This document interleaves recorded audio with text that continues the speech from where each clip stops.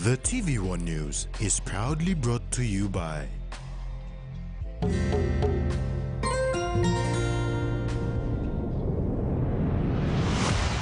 BSP, our bank, our people.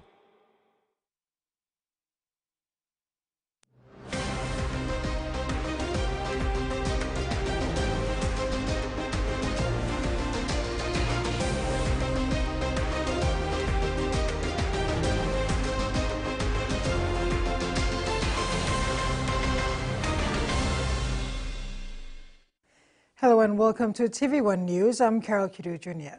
And I'm Jasmine Jack. Join me later in the bulletin for sports.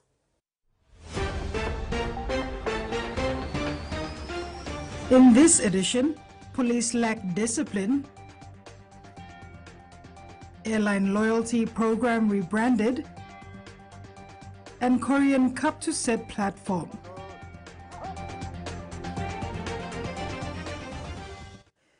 The Bomana National Court yesterday sentenced one expatriate and 3 Papua New Guineans who allegedly involved in concealing 611 kgs of cocaine worth about 2 million kina 4 years ago.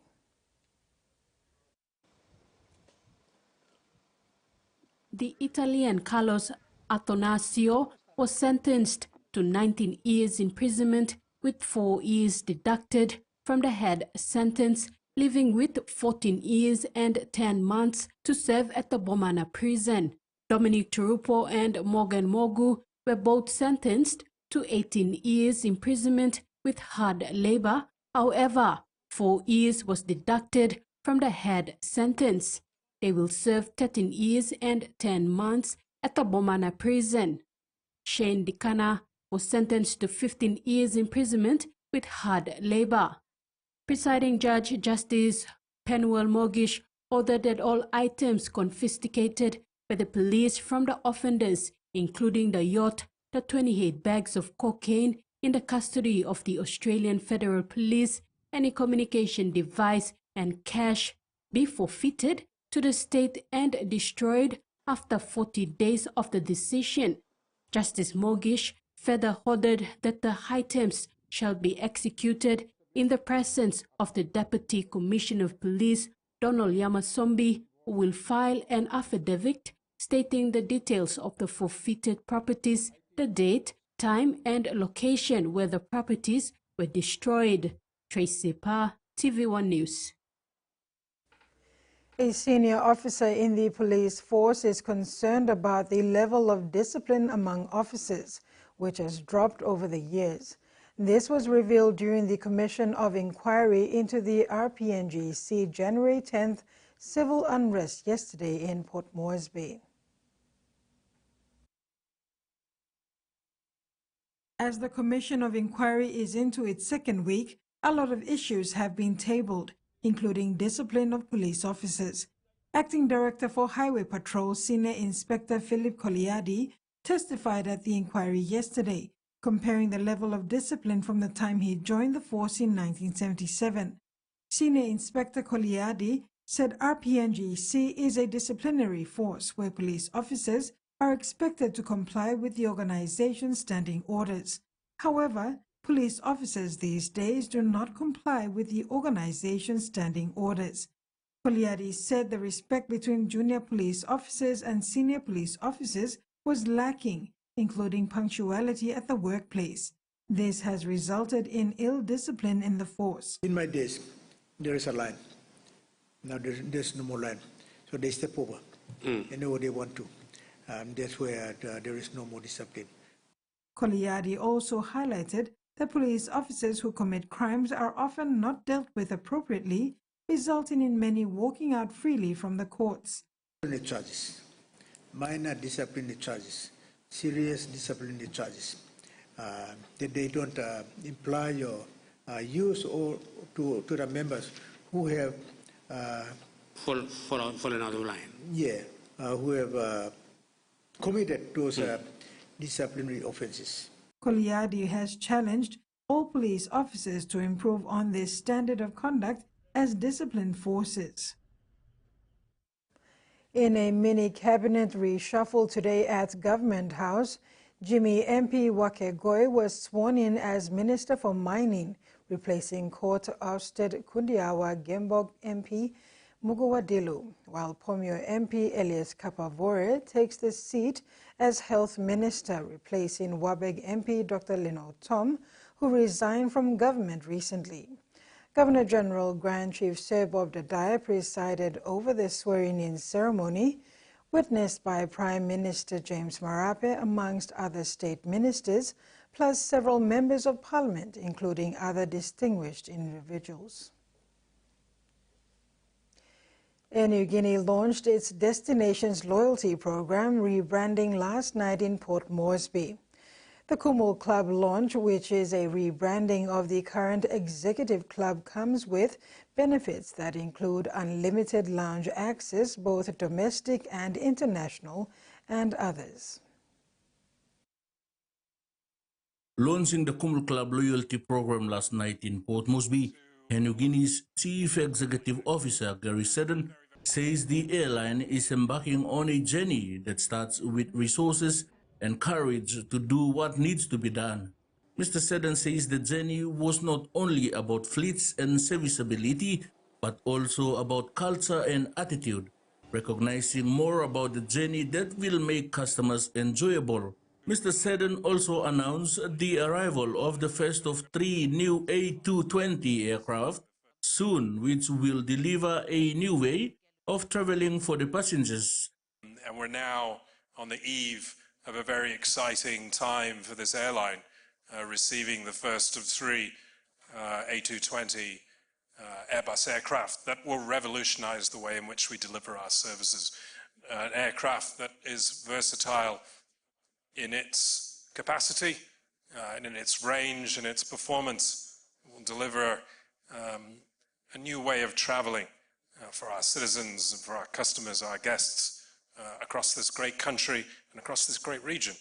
The Chief Executive Officer also mentioned that rebranding the loyalty program is something they have been working on to make sure customers enjoy the new look and benefits to depict the value of the airline. He said Air Niugini has also been embarking on preparing the resources to welcome the new fleets of aircraft coming into the country. Getting our attitude right, we're getting our skill sets right, we're building up the courage and the tenacity to do what's right. Everyone within our business, from our cabin specialists who prepare the aircraft for the next flight, to our baggage handlers, to our TACs, to the crew, tech and cabin, to the guys and girls sitting at OCC, finance, procurement, commercial stores, catering. Everyone has a role to play. Mr. Seddon further acknowledged the hard-working staff of Air Niugini for always making sure passengers get the best service they prefer, despite the challenges and issues that the airline is going through. Say that the resource and the energy that we pump in to try and repair and fix to get you to your destinations when you need to or when we can, to say that that it's a remarkable step each time is an understatement. The dedicated men and women of this company really do try to put every great foot forward in order to do what they needs to be done. Freddie Mo, TVWAN News. Despite facing a lot of challenges for the past 2.5 years as the country emerged from the COVID-19 pandemic, the national flag carrier, Air Niugini, continues to serve the people of this nation with pride. The airline management admitted to improving services going forward. Air Niugini's Chief Commercial Officer, David Glover, has admitted that Air Niugini has issues in the supply chain affecting the availability of spare parts, which is critical for the aging fleet, rising cost of fuel, and others. Despite these challenges, the airline is committed to serving its customers adequately. Glover says Air Niugini is not blaming others but taking the challenges on board and trying to improve their services going forward. Mr. Glover says with the new aircraft arriving soon in the country, it will be a game changer and improve its services. We've all seen the prices in PNG increasing of late. Fuel rationing. Earlier in the year, we had a big problem with fuel. Not only was it more expensive, it just wasn't available. Attracting and retaining highly skilled pilots, engineers. Over the last 18 months, New Guinea have invested over 5 million kina in customer service training for all staff and is adamant to provide the best service in the country as well as in the region. As you know, when customers have a bad experience, a disruption to their journey, whether it's a delay, a cancelled flight, a lost bag, when our service recovery is too slow or insufficient, it makes the disruption even worse in the eyes and minds of the customer. We have to recover quickly and we have to compensate the customer properly so that he continues to fly with us. We've got a new fleet of 13 jet planes on order, which I'm sure you've all read about in the media. And the first one will be here in less than 12 months. Just before independence next year, we'll have the first A220 in a beautiful independence livery.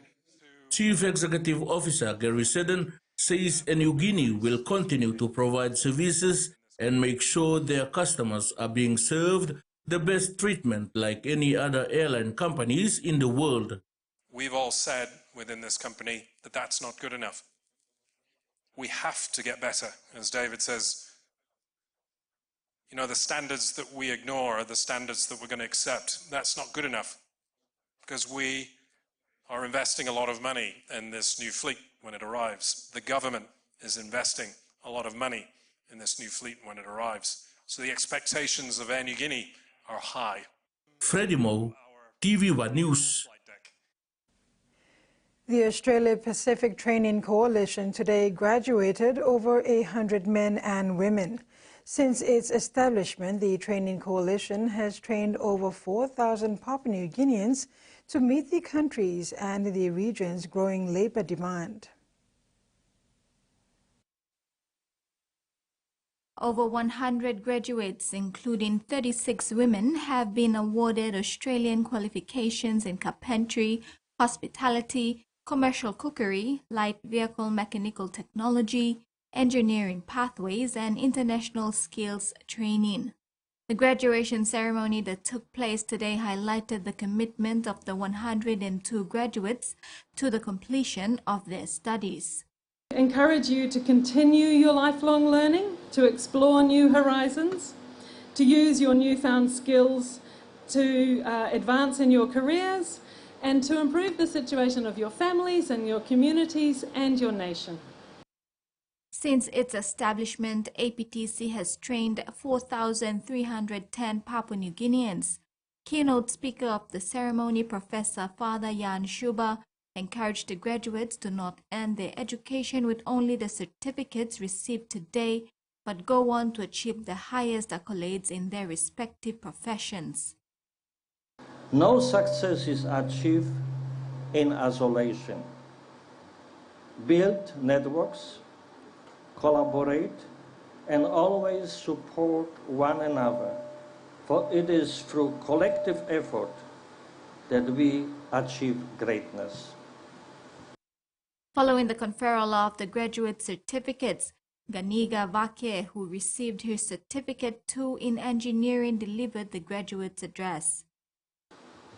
As we depart from this ceremony and continue our individual journeys, I encourage each and every one of us to utilize the skills and knowledge imparted on us to make a difference in our lives. APTC is a program implemented by TAFE Queensland on behalf of the Australian Department of Foreign Affairs and Trade. Representing the Australian government at the ceremony, Councillor for Education and Leadership, Laura Marson. As you are now embarking on a new chapter, one in which the governments of Papua New Guinea and Australia share your hopes for a prosperous future, I encourage you to think big after you've received these qualifications and be entrepreneurial. Meantime, the graduation ceremony in celebrating the achievements of the 102 graduates amplified the program by including in the celebrations the Kido Cultural Group and students of the Red Cross Resource Center to sing the national anthem and pledge, promoting inclusivity by communicating through sign language through their participation. Maricela Kelleton, TV1 News. Residents of Corky Village can now earn money by recycling PET plastic bottles thanks to a new initiative by Coca-Cola Euro-Pacific Partners PNG and Brannitz Recycling. The campaign, supported by Corky Village Councillor Geelong Auma, encourages locals to collect plastic waste in exchange for 1 kina per kilogram. This recycling effort aims to reduce plastic pollution and promote cleaner communities. CCEP PNG Sales Director Tim Solly noted that similar schemes in Port Moresby have led to the recycling of 25% of PET bottles sold. The collected bottles will be processed locally and exported to Malaysia for further recycling.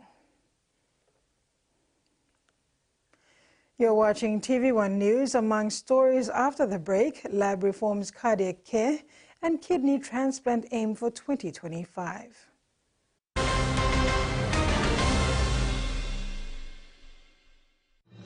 Experience a convenient and smarter way to do your banking with BSB Mobile Banking. You don't have to leave the office or your home to pay for bills. You can view your account balance, transfer funds, top up phone credits, or purchase Easy Pay units wherever you are. Visit your BSB branch today to register now for BSB Mobile Banking. BSB Mobile Banking, the smarter way to bank.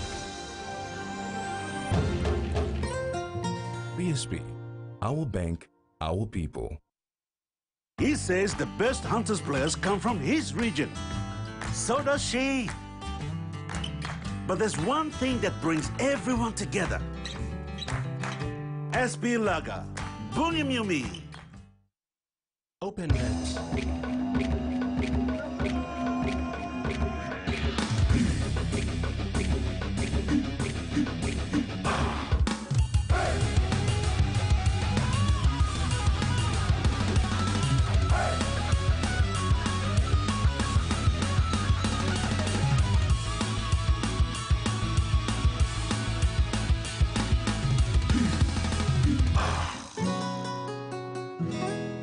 Are you thirsty for more? Celebrate this independence with Pepsi's new look, same great taste, and lower than low prices. Only 2 kina 20 in stores now. Includes Pepsi, Pepsi Max, 7up, Mirinda, Mountain Dew, Gold Spot, and Coca-Cola. Hurry to your nearest store for more. Hiya, Mama. You wait then, but me add him special flavor. Put in more flavor, put in more taste. Magic kakaru, get up and big smile on face. Time for Kim chicken, a great kumutu. Sip, sip, the moo, yes, magic on you. Maggi, the taste PNG loves.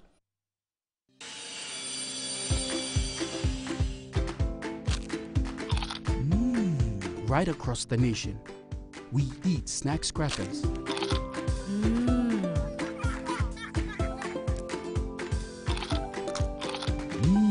Emi Trubla, all get a young planalapun, only like him snacks crackers. Only make him here, no PNG, one-time lay biscuit company. It's crunchy and tasty. It's irresistible.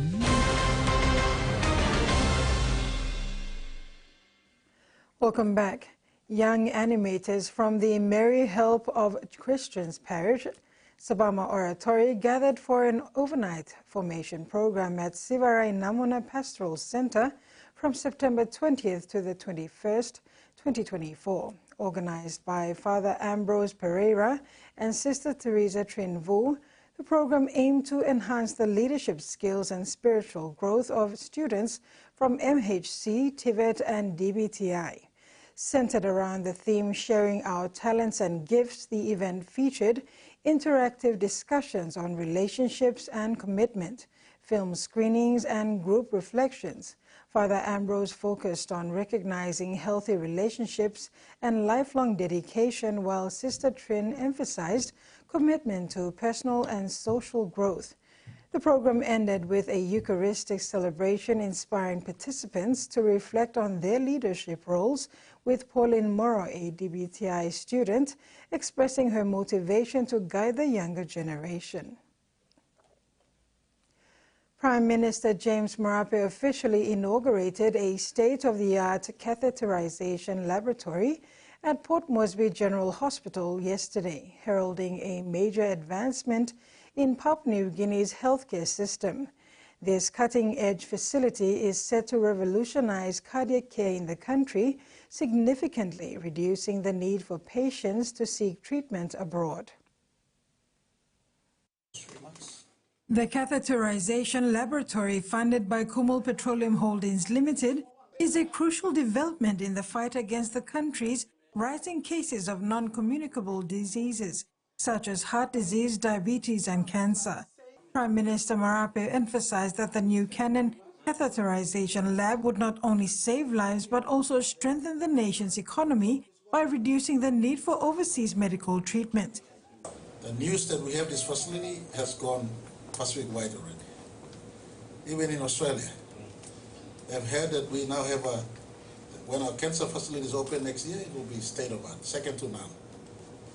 Second to none. We've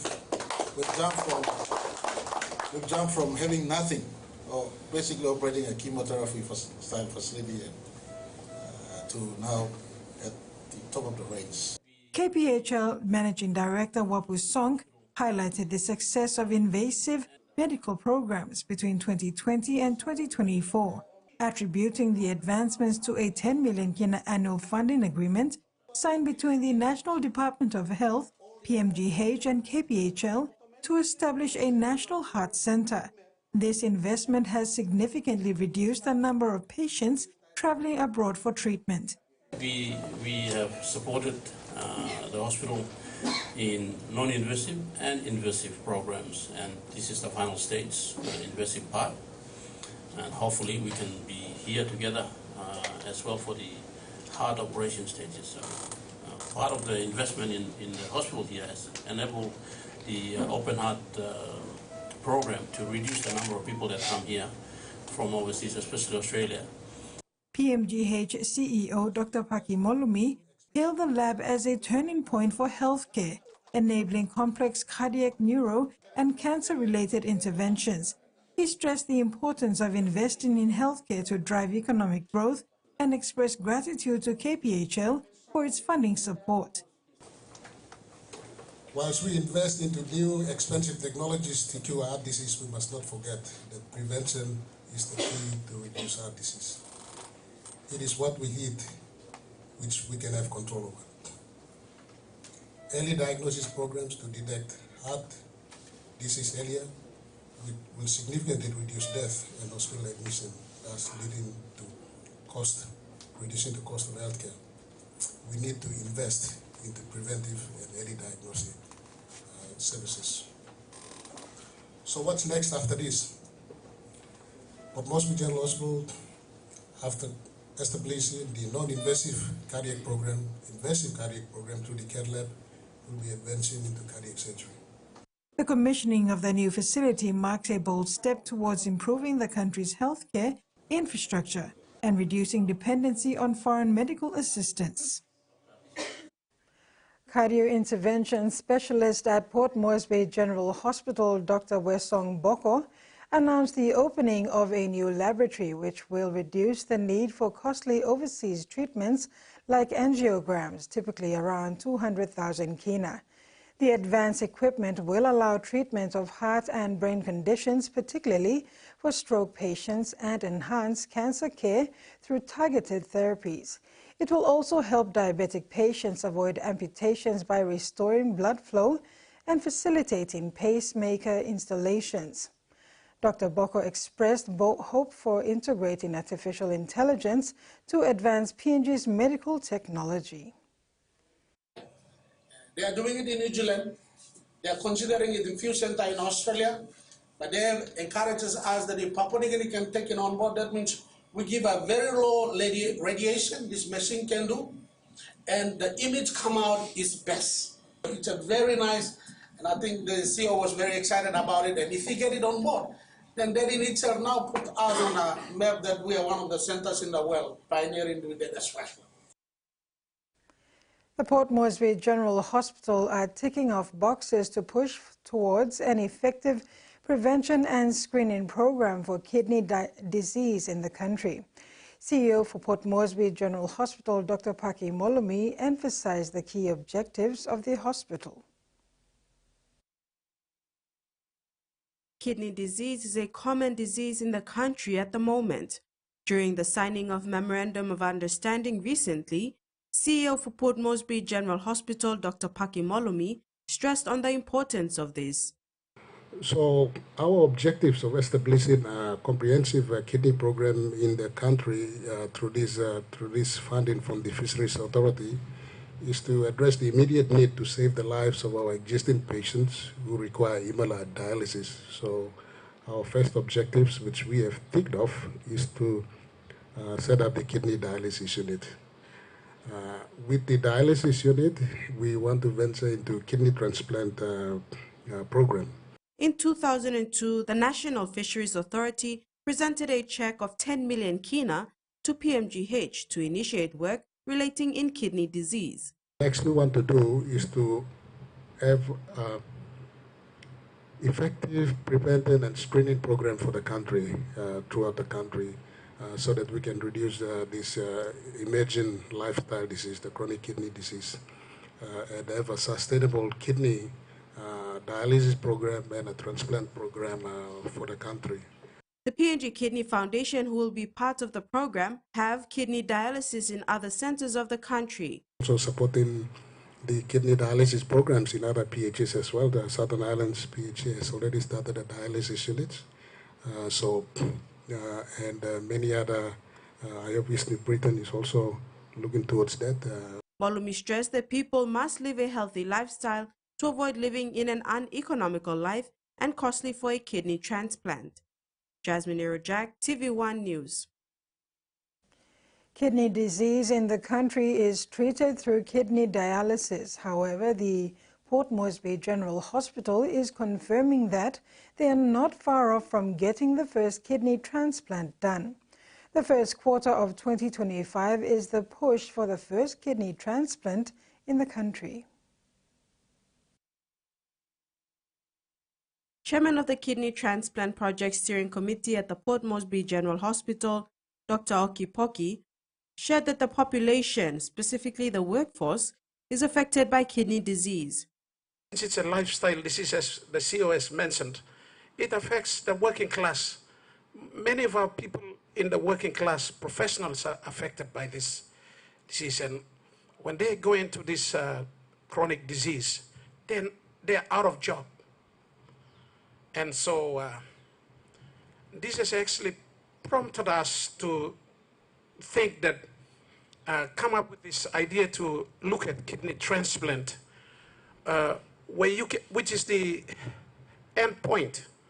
So somebody who's got a chronic kidney disease should be able to get a transplant and be able to then get back into the workforce again. Dr. Okipoki said currently Papua New Guineans who have the chronic kidney disease are going through kidney dialysis and says more needs to be done. You'll probably remember that we were so ambitious that we wanted to do transplant in May this year. Little did we know the difficulties that were ahead of us. So I actually stand here to confess on behalf of my committee and on behalf of the management, we were not able to do the first transplant in May as we have liked to, but we've learned, there were so many lessons that we've learned along the way. And having learned those lessons, I must also say that we have made some very significant progress. In addition, more equipment needs to be brought in to cater for the kidney transplant program and are in the procurement process. In the first quarter of next year, I can say that we want to see our first kidney transplant in this country, and I am very optimistic, and we've got so much support, and this MOU signing with Kidney Foundation provides a very, very important step in sustaining this dialysis service for our patients, because dialysis is the transition point into transplant. Without dialysis, you cannot talk about transplant. So I think I believe they go hand in hand, and we already got dialysis services going on in this country, and I think PMGH stands ready to work with our partners as a way forward, and we look forward. Jasmine Jack, TV1 News. The introduction of minimally invasive surgery had a huge impact on patients' outcomes, as well as transforming this hospital into a level 6 referral hospital as expected by the government of PNG. Port Moresby General Hospital witnessed a successful completion of the second minimally invasive surgery training course this week.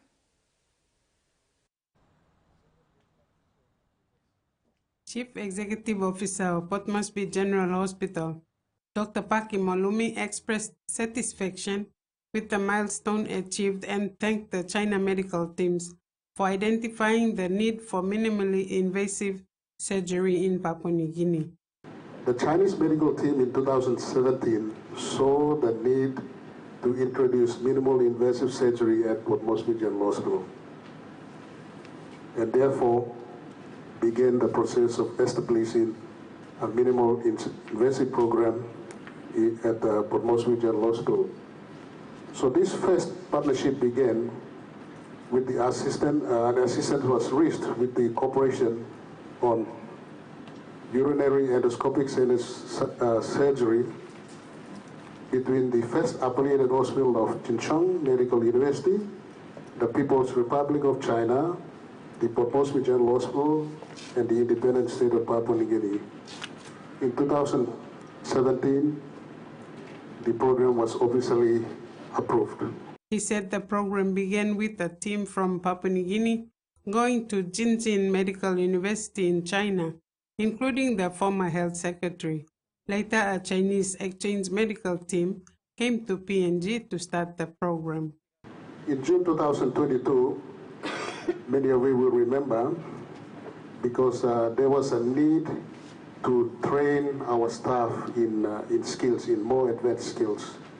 So we opened this minimal invasive surgery training center in June 2022. The leader of the 13th China medical team, Fen Wubing, said that these innovative minimally invasive surgical techniques represent cutting-edge technology in surgery and aligned with global trends in surgical medicine. He added that this training included laparoscopic instruments, energy, stitching, appendectomy, partial nephrectomy, PCNL, and ETV, along with advanced skills. During this training, we broke down each technique into clear steps to make sure everyone grasps the concepts. Our aim is to better equip more surgeons, especially the younger ones. With these vital skills, this is important for our team as we strive to ease the suffering of the people in Papua New Guinea. Having spent over 11 months in the country, China medical team wraps up this month, while a new team will replace them next month. Frida Kana, TV1 News. And now for the finance news. The Kina closed lower at 0.2555 US dollars in the interbank market. At Bank South Pacific, our Kina was buying 0.2480 US dollars, 0.3562 Australian dollars, 0.2139 euro, and 35.11 Japanese yen. Looking at commodity prices at New York close, all closed higher, and on the stock market, the Dow Jones closed higher, ASX closed lower, and all ordinaries closed lower as well. Stay tuned, TV1 News continues after the break.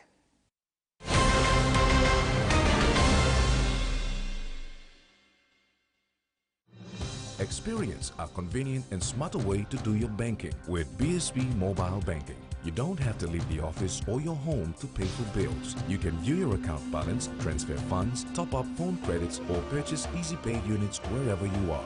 Visit your BSB branch today to register now for BSB Mobile Banking. BSB Mobile Banking, the smarter way to bank.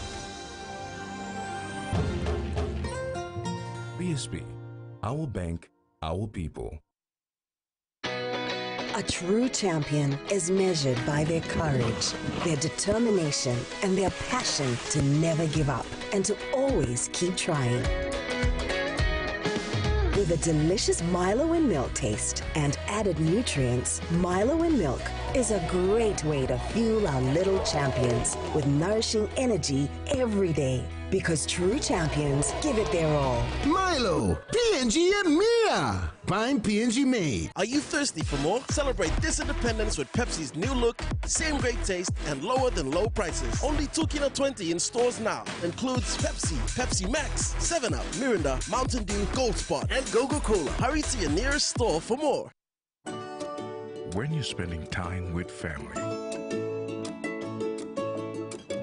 when you've got a big day ahead, when you have given it all you've got, when you're putting on a feast, that's when you want the best. That's when you want flame rice. New flame rice. Win him, Olgeta.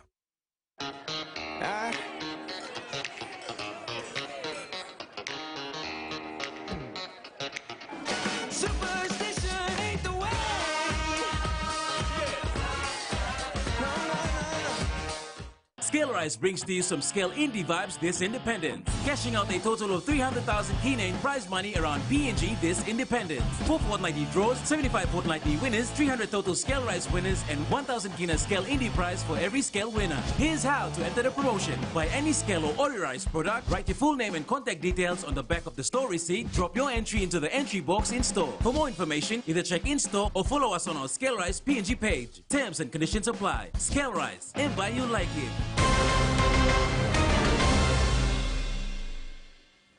Welcome back. Turning abroad, the 7th PINA Media Summit began today in Niue, where delegates from across the Pacific have gathered to discuss issues affecting the region's media industry. Opening the discussions, the Niue government said they were deeply honored to host members of the Pacific media. The summit offers a platform for robust and topical discussions on the critical issues facing not only the media, but also the region and its communities. The theme of this year's summit highlights the challenges in Pacific media when navigating specific and emerging issues. A warning, this next story contains a vision that may be distressing for some viewers. Physical, verbal, or online bullying can have a devastating impact on young people and families. New data shows bullying is trending upwards across Canberra's public schools. Some families have been left with no other option than to leave the school entirely. It's a video no parent wants to see. They waited for her at the top of the school where she usually walks home by herself, and she was attacked by 3 girls. The ABC has decided to blur and mute the footage due to its violent nature and because it depicts minors. It shows a child being grabbed and thrown to the ground before being repeatedly punched and screamed at by a group of young people. The incident, which ACT police are investigating, left the victim with a concussion. It's just heartbreaking that she was there by herself. Her mum has watched her daughter go from an outgoing child to a shadow of her former self. She won't leave the house, and even being at home she still feels unsafe. She's too scared to even go down to the local shops because she's had threats made towards her. She says the school didn't offer any real support beyond suspending some of the people responsible. The ACT Education Directorate was asked to confirm this, but says it won't comment on individual incidents. There's been no help. Pretty much the only solution is to give her a LSA, pretty much a security guard. For now, she's decided to keep her daughter home while they wait for a spot at a different school. Government data shows bullying has been steadily increasing. In 2021, around 1,500 reports of bullying were logged. That went up to 1,700 in 2022 and 1,900 in 2023. This year, more than 1,100 reports were already made by August. This mum has also watched her primary school-aged child be relentlessly bullied since year 1. She says it started with verbal insults at schools across the border. He's been punched in the head, he's had drink bottles thrown at him, he's been told to go and kill himself. A recent incident where he was attacked by another child sent him to hospital needing scans. A child actually punched him with a cigarette lighter in his hand, and this child also had a pocket knife in his pants ready to use it on my son. The mum withdrew him from school entirely for his mental health. It's frustrating that, you know, this child got a 3-day suspension, but my child got a lifetime of anxiety and crap from it. Both women want tougher punishments for bullies, including expulsions. Suspensions, transfers and exclusions cannot be used as a form of punishment. It is for restoring a safe environment. But when that doesn't happen, the consequences for a person's self-confidence, mental health and more can be devastating. You talk to adults who were bullied as children at school, they still remember that. It totally disrupts your opportunities in life. A concerning prospect for families dealing with it now. The Royal College of Obstetricians says proposed changes to South Australia's abortion laws are unnecessary and could harm women. While that view is shared by some in the opposition, Liberal MP Ben Hood says his proposal strikes a balance to protect the rights of children.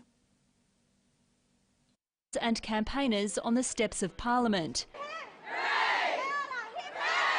in support of a proposed change to South Australia's abortion laws. It's about saving the lives of every single baby that's born after 28 weeks. Liberal MP Ben Hood will introduce a private members' bill on Wednesday. If passed, people who want to terminate their pregnancy after 28 weeks would be induced and required to deliver their baby alive. What we are doing is trying to balance the rights of the woman to be able to choose the termination of pregnancy, but also the rights of the child. But obstetricians say the move would be detrimental to women. These terminations are usually only in the most extreme situations. They're usually because of the physical or mental health of the woman is endangered. SA Health data shows that in the first 18 months after the state's abortion laws were implemented, less than 5 terminations were performed after 27 weeks. I don't think politicians are in the situation where they should be making these decisions. Instead, it should be the healthcare team that is looking after that person seeking a termination. While Mr Hood says it's his job to consider legislation, the bill has caused division within his party. One speaking out, the MP who introduced the reforms to decriminalise abortion in 2020. We see a lot of interesting things in the Parliament from time to time. This one would have to be up there as one of the worst pieces of legislation that I've seen drafted. We're going to have robust debates about this bill, and it is important that we do so. The bill will be a matter of conscience for Liberal MPs. Well, leaders are gathering in New York this week with a growing list of conflicts and crises to discuss. The annual UN General Assembly is taking place against the backdrop of worsening war in the Middle East, and other conflicts are high on the agenda too. Israeli airstrikes and detonating devices have killed hundreds of people in Lebanon in the past week, threatening to ignite the all-out regional war the world has long been trying to avoid. U.S. President Joe Biden told the gathered leaders a diplomatic solution was the only path to lasting security on the Israel-Lebanon border. There was no relief for borrowers in the grips of mortgages stress today, with the Reserve Bank opting to keep rates on hold for the 7th straight time. The governor conceded that she knows Australian households are hurting, but says getting inflation under control means making tough decisions. Everyone? Still smiling but remaining resolute. The RBA governor faced off growing pressure to ease financial pain on Australian households. The board needs to be confident that inflation is moving sustainably towards the target before any decisions are made about a reduction in interest rates. With rates at a 12-year high at 4.35%, Michelle Bullock acknowledged people were hurting. We do recognise that there are people out there that are having to make some very, very difficult decisions. Higher interest rates have been hammering homeowners. Really tough, and I'm just waiting for them to come back down. Single mum Tammy is budgeting every cent. She now spends nearly half of her pay on the mortgage alone. It's the thing I have the least control over. You can, control the rest of it to a certain extent, but not the mortgage. While she's still able to make ends meet, a growing number of Australians are falling behind on repayments. The latest data shows the share of bad loans has risen above pre-pandemic levels to over 1%. Okay. The Treasurer squinting at the faintest of silver linings, saying at least there wasn't a hike. Now, the fact that interest rates haven't gone up for the best part of the year, I think, is an indication that we have been making welcome and encouraging progress in the fight against inflation. The Reserve Bank next meets in November, but don't hold your breath for a rate cut then. The Commonwealth Bank is forecasting rate relief in December, but that's ahead of most economists who are predicting we won't see a rate cut until next year. Because policy works with a lag, you actually have to start cutting before you're at target. Otherwise, you've left it too late. And I think February is about right. Our view is we won't get a rate cut until somewhere like April or May next year, the second quarter of next year. Thanks, everyone. Meaning any relief is still likely months away. And that ends the news segment. Next in sports with Jasmine, Korean Cup to set platform, and Super League have set their sights on Rimbo.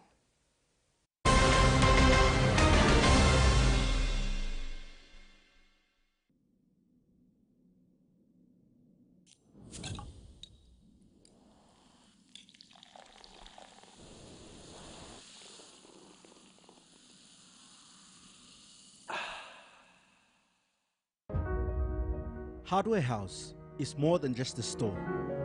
It is where quality meets affordability, where culture is proudly celebrated. Spanning 9 provinces, we pride ourselves in offering top-notch customer support and services. We're more than just a store. We're more than a brand. We are Hardware House.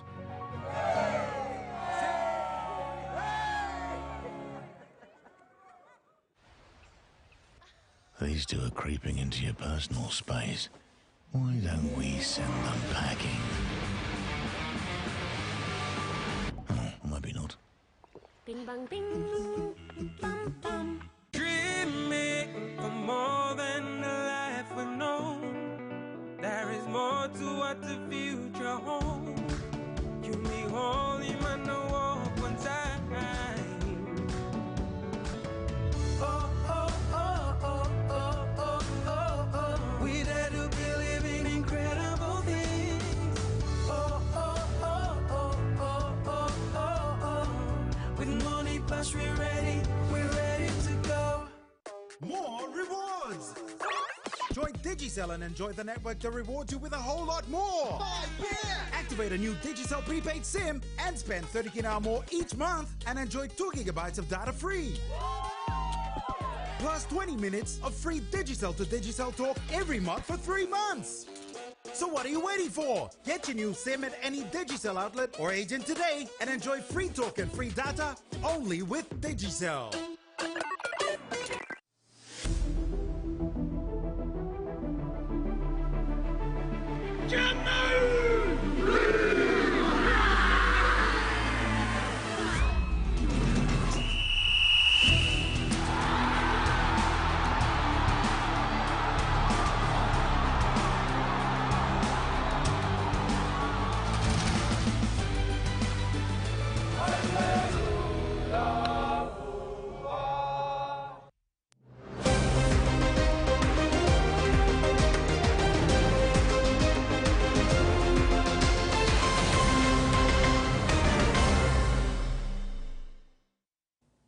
Welcome back. Taekwondo PNG would be using this weekend's Korean Ambassadors Cup Challenge as leverage to boost PNG's participation and improve its rankings on the international stage. Over 100 athletes from around the country are expected to attend the tournament on Saturday, September the 28th, at the Taurama Aquatic Centre in Port Moresby. According to PNG prominent martial artist Master Jamuga Stone, PNG has good fighters with the potential to compete at the international arena, provided they are exposed to more international fights with good coaching and training programs that can harness their development to excel at the next level. Master Stone is hopeful that the return of the Korean Ambassador's Taekwondo Cup this year is a blessing in disguise for the sport of Taekwondo in the country, which they anticipate to be even bigger and better in 2025, with invitations to fighters from across the region. The tournament would be used as a stepping stone to expose and identify more new fighters and prepare them for the next Olympic Games in 2028, including the Pacific Games in 2027. Master Stone is challenging outside fighters to come prepared and put their mind and effort to it, as this tournament would also be used as a platform to select a train-on squad. This tournament is not the main one, but one of them. As a selection platform. So yes, so I would like to challenge those outsiders that to come here, that put all their mind and effort into this tournament, because we'll be selecting a train-on squad too. Stone said the tournament will have various categories from individual to team events in the different age groups, male and female starting from the juniors 8 to 16 years and the open division from 17 years up. He again emphasized that being a national sport in Korea and the non-combat sport, the significance of the Ambassador's Cup is about promoting good character, building respect, and peace for everyone in the community. The national sport in the spirit of Taekwondo Korea, and it develops a good character building among people. If I've done martial arts for 50 years, I don't see any reason why you guys standing over there. See how I've come this far in martial arts. It's a testimony of what Taekwondo has done to me. Terry Longwood, TVWAN Sports. The Flying Fijians have moved to 9th place in the latest World Rugby rankings, followed by Australia. This was after the remarkable 41-17 win over Japan in the Pacific Nations Cup Grand Final in Osaka, Japan last Saturday. The Fijians had also beaten Samoa, Tonga and United States of America. This remarkable shift comes after a series of exciting test matches that captivated a global audience across various time zones. Japan, under the leadership of legendary coach Eddie Jones, had also made significant strides in the tournament. However, they fell short against the determined Fijian side, coached by Mick Byron, who emphasized the importance of developing young talents for the future. Castleford Tigers have set their sights on dynamic Papua New Guinean Rugby League player Judah Rimbu. The Super League side has tabled an offer to the Kumuls International after an exceptional campaign. Rimbu, 22, has set the Queensland Cup alight this season and was crowned as the competition's best player earlier this week. Primarily a hooker, Rimbu has scored an exceptional 16 tries in 23 games for the PNG Hunters this year, ending the season as the competition's third highest try scorer despite playing in 9 throughout the season. With 69 appearances at the Queensland Cup level, Rimbu has also 3 appearances for Papua New Guinea to his name after playing in the Pacific Championship last year, being used in rotation with one of Super League's star hookers, Lee Lipid's Edwin Ipape. Rimbu's stats are impressive, ending the Queensland Cup campaign as the most prolific dummy half runner, while he also finished 5th for tackle breaks. He also finished 5th for tackle made, completing 726 tackles at an average of 31.5 per game. Early this year, Rimbu was a transfer target for the Hull Kingston Rowers, who appeared to complete a deal before pulling out at the 11th hour. However, a move to Castleford is now in the works, with Rimbu identified as a player who can act as something of a replacement for Paul McShane, given he is also capable of covering in the halves should the Tigers require options in the role. Terry Longwood, TV1 Sports. The Broncos appear increasingly likely to lose one of Selwyn Cobo or Kotoni Staggs, with Reece Walsh agreeing to a bumper new $5 million deal that will cause the NRL club some salary cap headaches. Walsh has reportedly agreed to remain in Brisbane on a 4-year contract extension worth $5 million.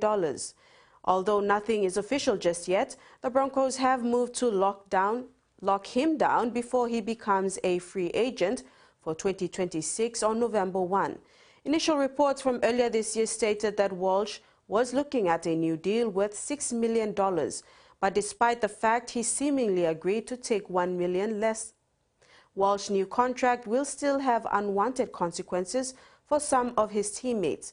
Ezra Mam, Payne Haas, and Patrick Carrigan have all been re-signed on big money deals in recent times, and with Walsh set to take another $5 million, there's very little left for others. Kobo and Stags are both free to negotiate with rival clubs come November 1, and the Broncos appear destined to have to part ways with one, if not both. Australia have lost their 8th straight test to New Zealand and bungled another chance to snatch their Bledisloe Cup Series victory since 2002, going down 31-28 before a crowd of 68,000 at Accor Stadium in Sydney. Despite the narrow loss, the scoreline flattered the Wallabies, with All Blacks botching at least 5 tries. Wallabies coach Joe Smith had implored his men to stay connected and go after the All Blacks. But both Crudos crumbled early as each side unraveled with dire mistakes. It took New Zealand just over a minute to score, Jody Barrett weaving through wafer-thin defence and leaving Will Jordan to score untouched for a 7-0. Soon the All Blacks crossed again as Rico Ioane finished a fast backline sweep that left Wallabies gasping air in back play. At 14-0 after 9 minutes, New Zealand was heading for 100 at full time. Had Tom Wright not intercepted Ioane's long pass and Adi Savea thrown another forward, it might have been 150. Normally a home side would have ruled a home crowd silence by so many points, but the majority of the crowd called New Zealand home.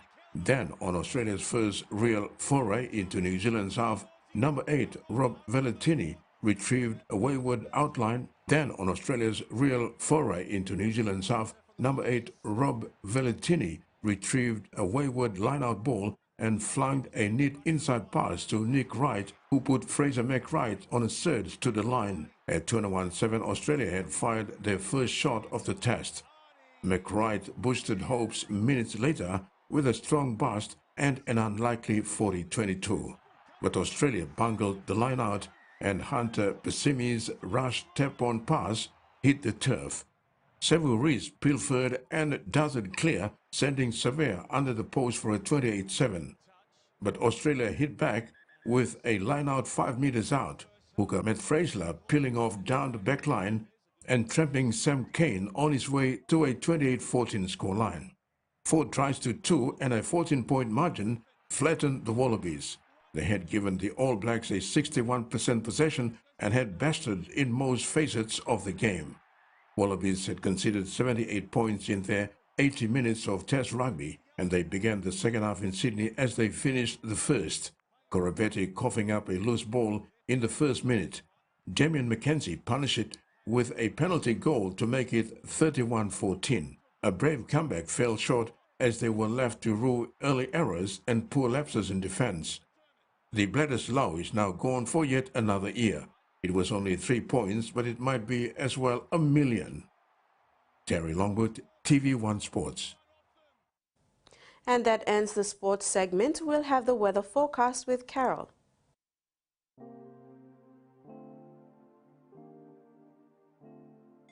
Southern region, Port Moresby partly cloudy with chances of brief evening drizzles and inland thunderstorms.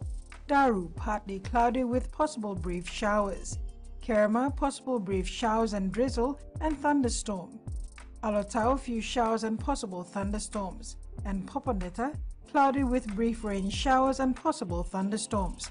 Momase, Ley, partly cloudy with possible few showers and thunderstorms. Medang, partly cloudy with chances of brief drizzle. Wewak, cloudy with rain showers and possible thunderstorms. Vanuatu, few evening showers and possible thunderstorms. New Guinea Islands, Lorengau and Kavieng, rain showers and possible thunderstorms. Kokopo, Rabaul, Kimbe and Buka, few showers and possible thunderstorms. Highlands, Mount Hagen, few showers and possible thunderstorms. Goroka, Barnes and Kundiawa, few showers and thunderstorms with drizzles. Mendi, Tari and Wabeg, showers and possible thunderstorms with rain drizzles. Ocean forecast for PNG areas for the next 24 hours. Coral Sea sees moderate to rough with east to southeast winds of 20 to 33 knots. Solomon Sea sees slight to moderate with southeast to easterly winds of 10 to 20 knots. Bismarck Sea sees slight to moderate, rough at times along the southern sector with southeast winds of 10 to 20 knots, reaching 25 to 33 knots at times along the southern sector. And Pacific Ocean sees slight with easterly winds of 5 to 10 knots. And coastal waters forecast. Waters of southern PNG and Indonesian border to Daru to Kiwai Islands to Kerma, Yule Island, Hood Point to Samarai Islands. Seas 1 to 2 meters rising to 3 meters along the warning areas. Waters of Cape Bogle to Huon Gulf to Finchafen. And waters of Medang to Wewak, Vanimo and northern PNG and Indonesian border, seas 0.5 to 1.5 meters.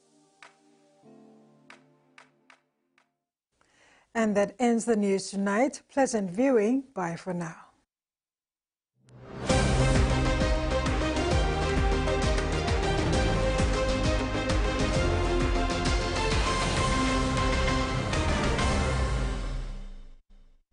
The TVWAN News was proudly brought to you by